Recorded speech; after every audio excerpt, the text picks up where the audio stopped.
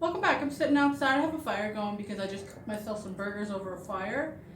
It was so nice sitting here with my chibi.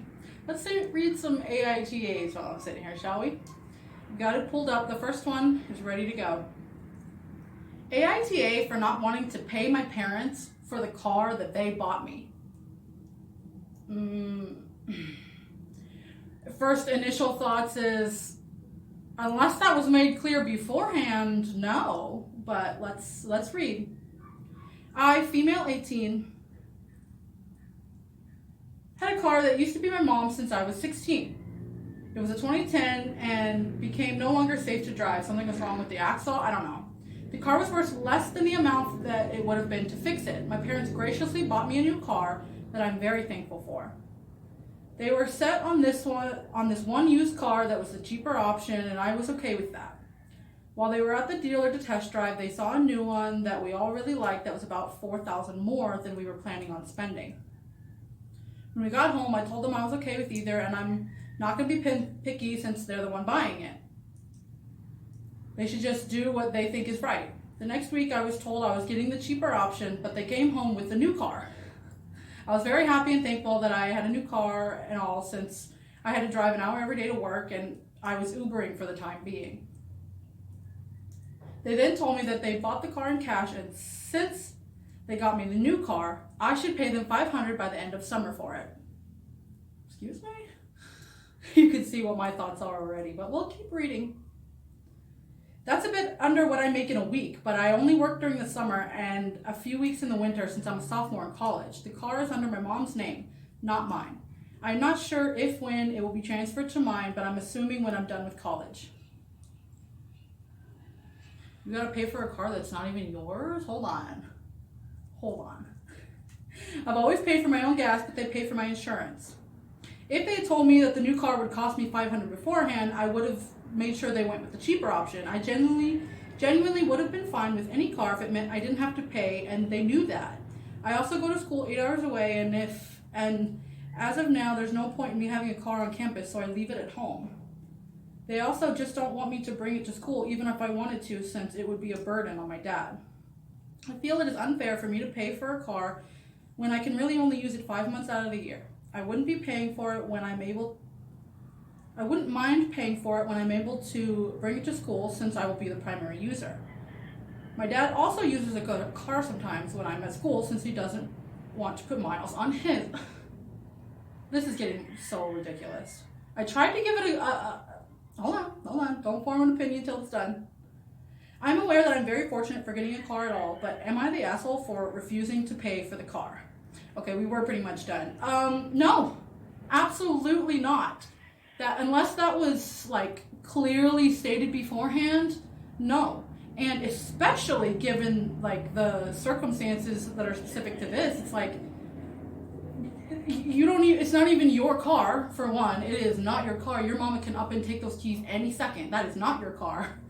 You know what I mean? It's just you're borrowing their car, and they're not really seeming to it's they're acting like it's your car and they're borrowing it. It's their car and you're borrowing it. So if they wanted to for you to borrow it for 5 months out of the year, it's $500. That kind of seems fair. So it's $500 for the amount that you drive their car seems fair, right? But it's just the setup of the whole deal. It's that's not the deal you agreed to. That's, you know what I mean? It's that wasn't the deal that was made, and I don't think you're being an a-hole at all. Especially given that your dad literally uses it a lot. You know what I mean? It's no. That if it's under her name, she paid for it, then it's her car. And it's kind of a weird situation. It's no, you're not an a-hole for not paying for it, but do recognize that it's not your car at that point. You know what I mean? Because you didn't pay for it. It's not under your name. You don't insure it. You don't even drive it most of the year. You know, I don't know, maybe just have a face-to-face with your parents, be look, the reality is that this is your car and I just borrow it, so if, you know, it's I don't know. And I get that you don't even have $500 to pay. And it's I come from the situation where it's my parents couldn't buy me a new car right off. Like, I was pretty lucky. My mom was able to like go halvesies with me, but I honestly wasn't even expecting that. I was really surprised when she offered to do that. I was just saving up, expecting to do it completely on my own. So I don't really understand the experience, like the stereotypical American experience where like your parents are kind of seen to be responsible for buying you a car and taking care of you in your college age. So it's like I'm trying not to let my personal bias in on it too much, where it's like, girl, you're expecting a lot from your parents at that age, but shouldn't that be expected? Like, I know I'm talking kind of in ideals. I understand that's not really the reality for most parents and most people, but I'm saying more like ideally. And if these parents are able to give this college student the ideal experience, they should. Like, it's okay if you can't, but if you can, you should. So I feel like they really should be leaning in on really, really helping. It's not like this person is kind of a bum just expecting free things from their parents, you know what I mean? It's kind of getting the vibe of like, this is a young person who is just like working hard but barely started out in life. And it's supposed to be that those people are kind of still supported by the parents for the most part. That's kind of I don't know, but I'm going to go with NTA, because if that wasn't the original deal, then that wasn't the original deal. Okay? Let's go to another one. AITA for refusing to lend my designer purse to my sister-in-law for her wedding. Initial thoughts is, why do you need a purse for your wedding? Like, for some sort of thing that's not the actual ceremony of you walking down the aisle. Because, like, you don't even carry a purse down there. What do you need a purse for? So it sounds like no, because, like, why would she even need a purse? And why does it specifically have to be your purse of anything? You know what I mean? Let's see. I, 24 female, have a Chanel purse that was a gift from my parents when I graduated college. It's by far the most expensive thing I own. My brother recently got married, and his new wife, Amy, asked if she could borrow my Chanel purse for their wedding day photos and reception. Oh, it did say sister-in-law. Maybe I missed that part. Did I say sister-in-law? Because I thought she was talking about her own sister. It's not even her sister. It's a sister-in-law. So it kind of, it's like you might not even know this person super well. It very much depends. Amy doesn't own any designer bags and really wanted to complete her wedding look. I politely declined to lend her my purse. That purse is extremely valuable, and the thought of something happening to it makes me anxious. Amy called me selfish and materialistic for not lending it to her for her wedding. She said I was more concerned about her status symbol than a family. My parents and brother also got upset with me, saying I should be willing to share my things with family. But I don't think I should have to hand over my prized possession just because it's for a wedding. Now the whole family is angry at me. AITA for not lending my sister-in-law my expensive purse for her wedding. She's acting like I ruined her big day over this, but I think it's an unreasonable request. Yeah, absolutely. Absolutely. I'm calling back to, it says, Amy called me selfish and materialistic for not lending me her purse for the wedding. I might venture to argue that you're materialistic and selfish for demanding a material item be present at your wedding, especially one that, like, we're not even kind of talking special circumstances where this is like sentimental to the whole family or something. You know what I mean? It's like, this is not sentimental to the sister-in-law.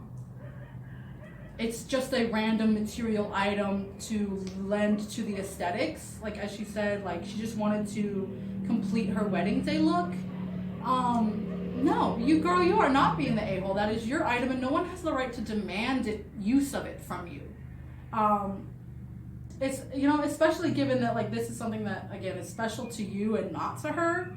That makes me even more wondering, like, where she found the audacity to not only ask, like, I think that's kind of crazy even asking, personally, but demanding, nonetheless. Like, I just personally wouldn't even ask, like, I don't know, I just don't really see the point. And I'm like, I don't know, I was gonna say, I'm not big on aesthetics. Like, I can be, but, like, if the aesthetic has to suffer because I don't have a designer bag, that's so big. Like, I just don't see the, like, importance of having that bag, especially because it says, like, for her pictures and reception, and it's just like, a purse doesn't even go with wedding pictures.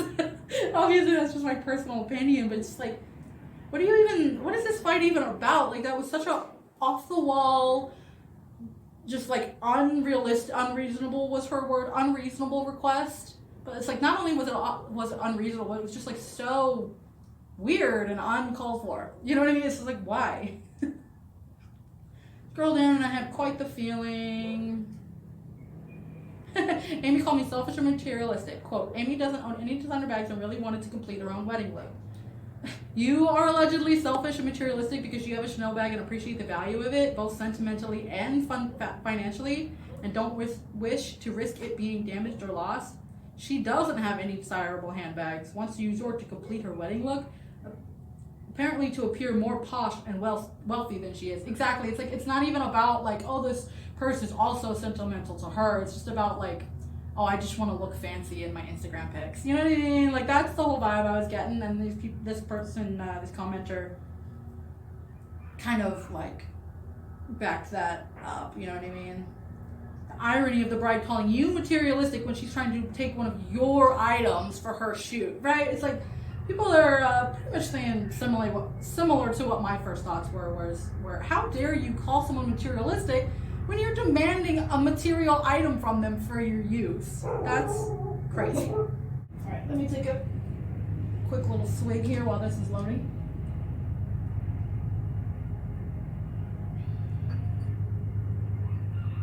AITA for refusing to let my brother announce his engagement at my graduation party. First thoughts is absolutely not. Are you kidding me? Do an engagement party. This is a graduation party. This is my moment. I, 25 female, just graduated from medical school after years of hard work. You can't let her have her moment. Okay. As you can see, my mind's already made. Let's read. My parents threw me a big graduation party at their house to celebrate the huge milestone. My older brother, 28 male, and his girlfriend of 3 years came to the party.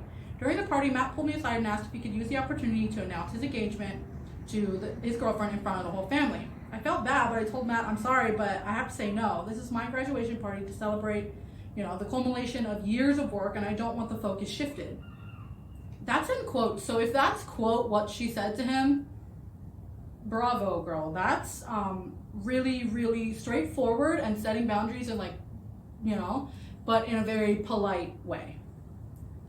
It's a beautiful thing. Of course, the rest of the party would have been all about him and his soon-to-be fiance. I don't think it's fair to do that to my celebration. Anybody who goes through medical school knows how exhausting it is. The past months, I literally just worked and studied around the clock. I have countless breakdowns and tears, and Matt knows that. He got really upset and accused me of stealing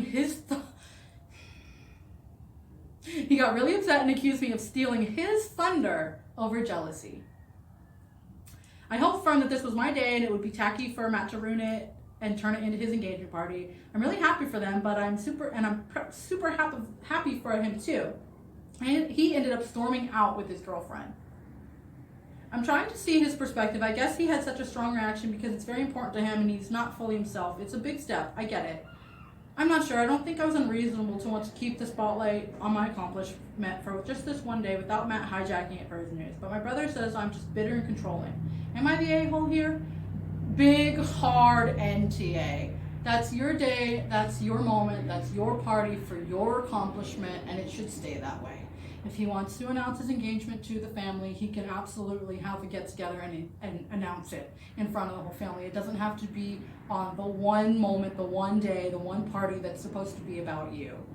I understand why the poster might feel like they're in the wrong because you see your brother upset. And she's trying really hard to see his side of you too, which I do appreciate. I appreciate even when someone is right, that they still stop and at least take the time to consider what the person who's wrong is saying and why they're saying that. And she did. She's like, I understand from his perspective, it's a very big and important, and I'm not letting him do, you know what I mean? And I understand that his feelings about being excited and happy are kind of taking over his logic and reasoning of that, that would absolutely shift away from her.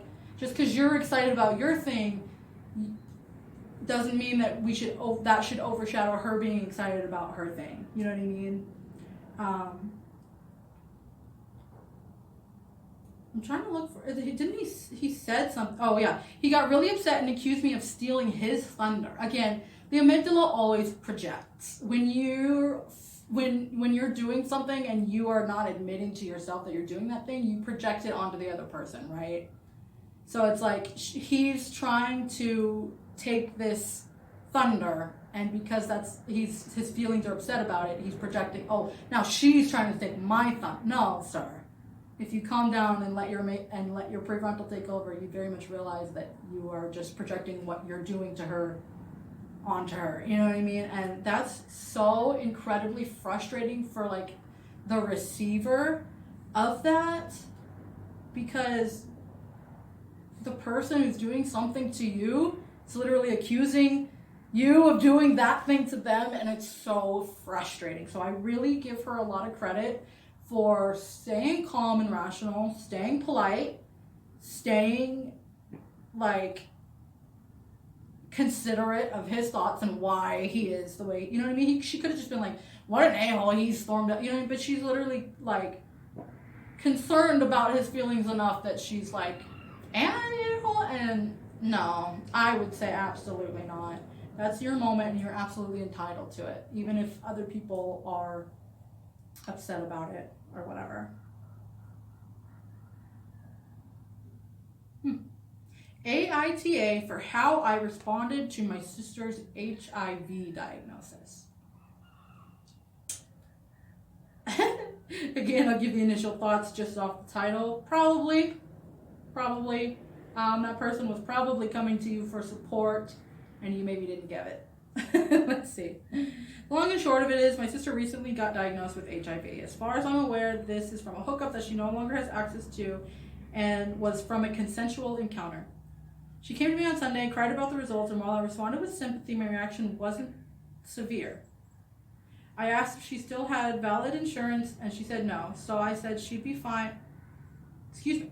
I asked if she had valid insurance, and she said yes. So I said she'd be fine, and that the worst of it is over then. She called me heartless and said I had no idea how ruined her life is. I kind of shrugged at her and said that she just needed to adhere to treatment and she'd be fine. Again, I set her off, and she called me an evil bitch because I didn't see how awful her life was about to be. And I admit I may have been crass and said, I don't see how mildly steep copay is going to kill you. She was very angry with me and left me to sit in the reaction. My mom and dad are upset that I wasn't sympathetic with her because she truly does feel like her life is over, and at the end of the day, it's still a big deal. AITA for how I responded.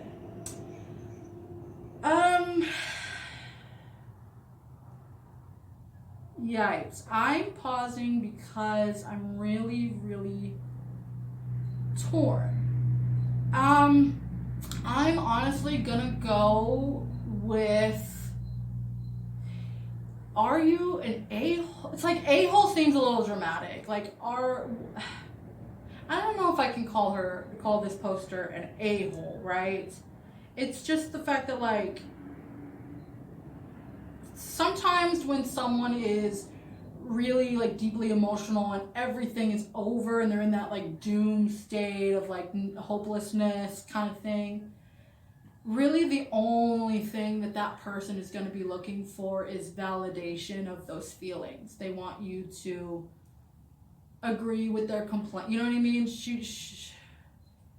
I don't think people appreciate it very much when you try to remain logical and calm when they're not. You know what I mean? It's like you're speaking two different languages. It's like she's speaking to you in her amygdala and you're speaking to her in your prefrontal, and those are just like not really conducive. You know what I mean? Like that doesn't make for a conducive conversation. Like she clearly was upset and looking for support and confirmation of her feelings. And this is something that happens, I think it's really, really common in relationship. It happens in mine a lot where, for example, I as a female will come to my boyfriend to vent.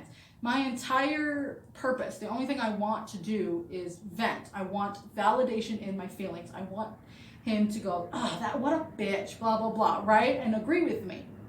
But what he tends to do is problem solve, which 99.9% of the days, I love that quality in him. I very, very much appreciate that he is a problem solver. But in that one moment where I want someone to validate my feelings and I'm not looking for problem solving, I'm not looking for you to tell me to stop calling her, I'm not, whatever, I just want you to call her a bitch with me. You know what I mean?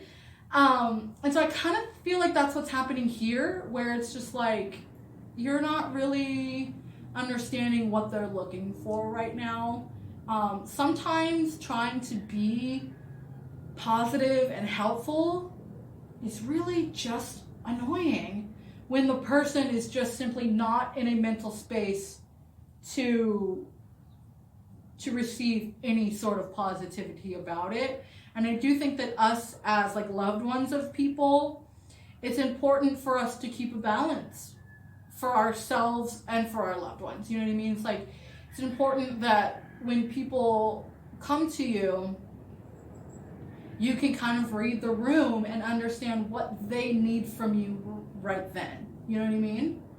And I feel like I wouldn't necessarily go as far as calling them an a-hole, but I would say you definitely didn't read the room and you definitely didn't provide what that person was needing in that moment. And so I guess that kind of does make you the a-hole. Because clearly you're like caring enough that you care, like you're even giving this second thought, so you maybe wanted to be supportive. And I understand, like, again, you know, my boyfriend is explaining, it's like from his point of view, that is support. Bitching with you and confirming feelings doesn't actually support a person in the long run. You know, it's like it does, but it doesn't. You know what I mean? If you're just always letting a person complaining with them, and there's never any problem solving, that's gone too far in the other direction. But it is important to kind of keep a balance where give a person maybe a few minutes to complain it out and have those feelings. And then, you know, if and once they're able to calm down, then come to them with the logic that you'd like to offer for them. You know, like once they're kind of ready to receive. AITA. Hi, Gooby. Hi, beautiful girl. Hi, beautiful girl.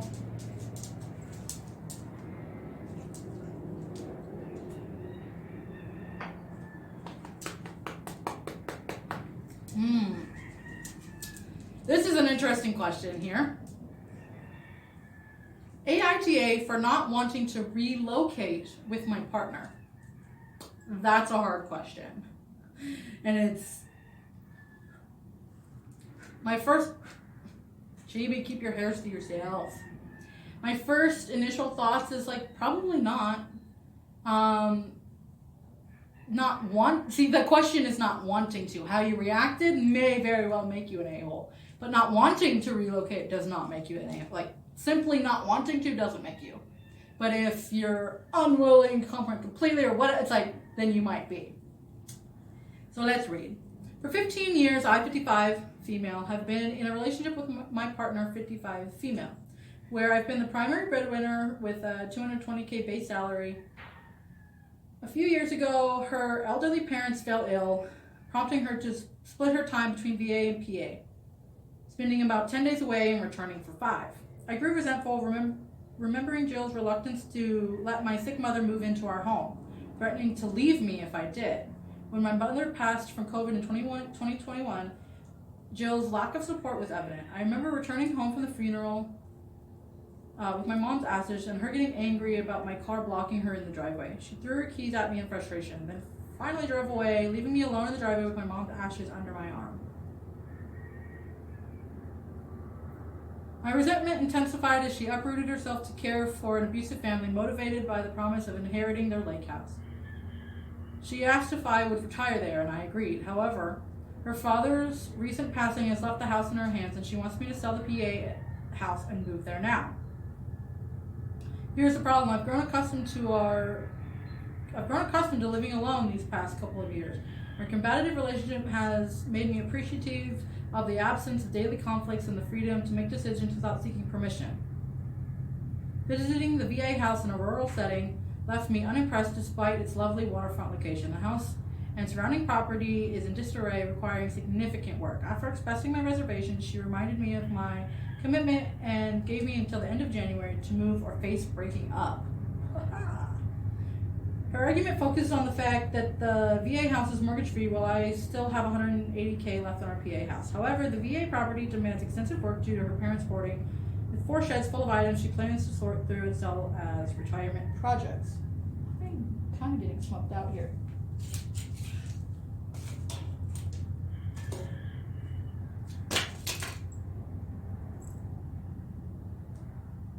Okay. It's been bothering me for a minute. All right. I'm not ready to retire, and I don't want to spend my retirement days amid clutter fixing up an old house. She has issued an ultimatum: move by the end of the month or face a breakup. Would I be an a-hole if I choose not to relocate to VA and stayed where I am? Nope. Seems like your relationship's over, girl. It's been over for a long time. You guys just didn't officially end it. It's kind of what it seems like. Bro. It seems like the relationship's been over. I definitely wouldn't relocate and make a big move like that over an already failing relationship where you're already glad when they're gone. That I don't know. I just can't imagine how that would be good for a relationship. Like, waiting for them to be gone. Like, that's the opposite. You're supposed to be like waiting for them to come back. You know what I mean? If you're anxiously awaiting the time that they leave, most definitely don't go into retirement and move to a whole new place and start this huge endeavor with someone that you're already not getting along with. You know what I mean? It's like, don't cut off everything. It's like your whole life, all of your whole support system, the people you know are all around you, your familiarity, places, all of that is around you. If you leave all of that to go take on this huge undertaking with someone you're already not getting along with, I'm pretty confident in saying that you guys will fail at that, because it's a huge, hard undertaking already, and even couples who are getting along really well struggle with huge undertakings that are difficult together, much less ones that like are already struggling. So it's just like, I don't suggest probably giving up your life that you've made there alone after the unofficial breakup. You know what I mean? It's like, that's what I'm saying. It's like, you guys have kind of broken up without officially breaking up, so maybe it's just time to have the official breakup part. I don't know. I just say that because, again, it's like, I was in a relationship for almost 10 years, and the last probably 4 to 5 years of that, I knew it wasn't the right relationship. And I just kept finding another reason to like keep trying. It's like, you don't want to give up, especially after so many years, you don't want to give up. And I understand that these people have been together for a very long time, but it's just like, it becomes really difficult to call it quits. I guess that was kind of like the point that I was making, is like, comparing my past relationship to theirs. It's like, that relationship was over for several years before we officially stopped being around each other. You know what I mean? So it was just like, I just would suggest to someone, it's like, if you know for a fact that it's over, have the strength to move on. I know that's really hard. And that's a heck of an understatement, even that, but like, have the strength to move on, and like, you're clearly not wanting to do any of this with this person at all. So it's fine to just tell them that, I guess. I think that's where this video ends, because it seems like someone's going to start mowing their lawn, which is fine, because this is not going to be going for too much longer anyways. Thank you so much for joining me. If you liked that video, don't forget to hit the little thumbs up down below. Subscribe while you're hanging out down there. I will see you in the next one. Say bye, TV.